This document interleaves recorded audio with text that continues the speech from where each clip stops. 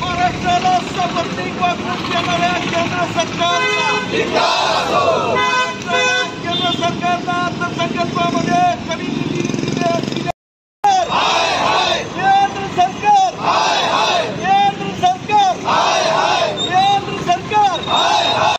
एकच दोष केंद्र सरकारचा एकच दोष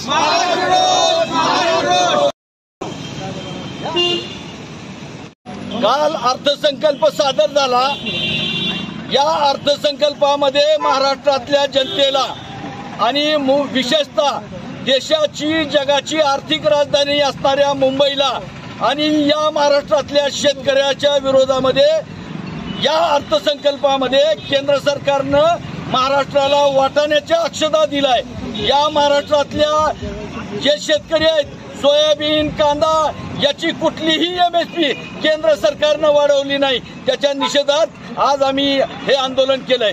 आंध्र आणि बिहारला लाडू आणि महाराष्ट्रातल्या जनतेला गाडू ही केंद्र सरकारची भूमिका महाराष्ट्रातल्या सामान्य माणसावर अन्याय करणारी आहे।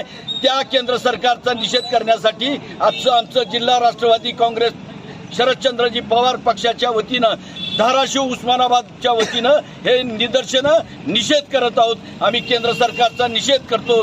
जर सरकारनं अशी सापत्नक वागणूक जर या पुढच्या काळामध्ये चालू ठेवली तर केंद्र सरकारच्या विरोधामध्ये रस्त्यावर उतरल्याशिवाय राहणार नाही। एवढंच या प्रसंगी